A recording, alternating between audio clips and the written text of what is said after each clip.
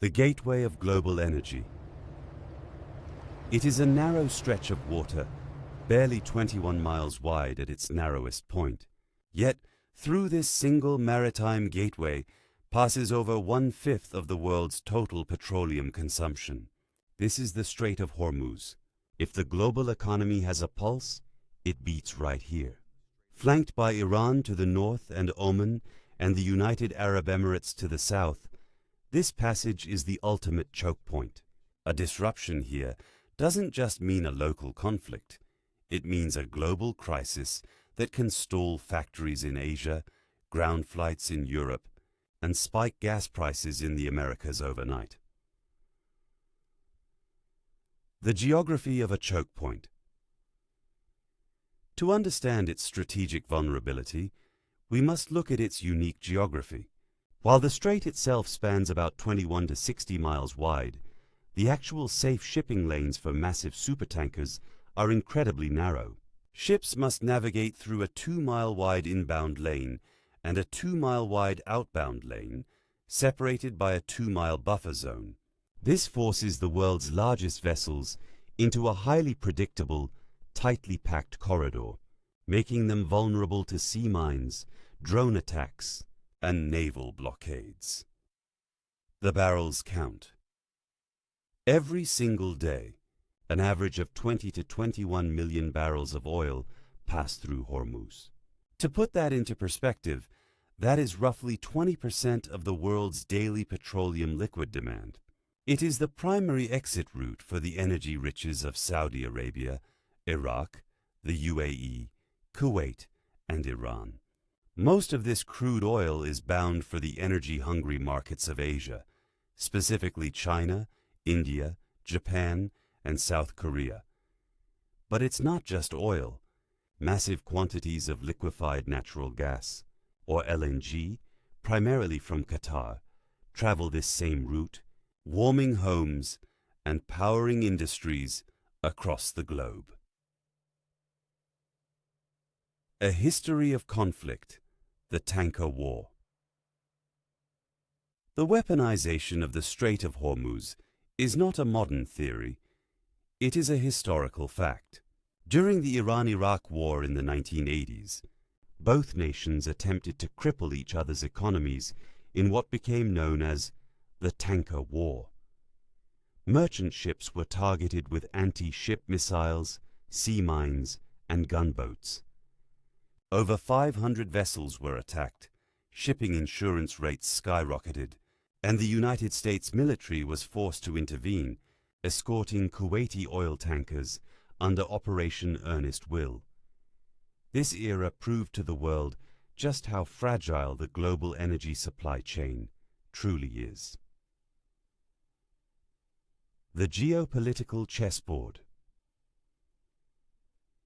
Today, the strait is the focal point of an intense geopolitical chess match.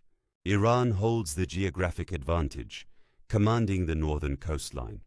Tehran has repeatedly threatened to close the strait if its own oil exports are blocked by Western sanctions. On the other side, the United States Fifth Fleet, stationed nearby in Bahrain, along with an international coalition, patrols these waters constantly. The mission? To ensure the freedom of navigation. It is a tense, daily standoff where a single misunderstanding between naval vessels could ignite a global conflict. Modern threats: drones, mines, and sabotage. In recent years, the nature of warfare in the strait has evolved. Traditional naval blockades have been replaced by asymmetric threats. Low-cost kamikaze drones, stealthy fast-attack naval craft, and sophisticated magnetic sea mines pose a constant danger. We have seen mysterious limpet mine attacks on tankers, the seizing of commercial ships by elite commandos descending from helicopters, and the downing of high-tech surveillance drones. For commercial crews, traversing the strait has become a high-stakes gamble.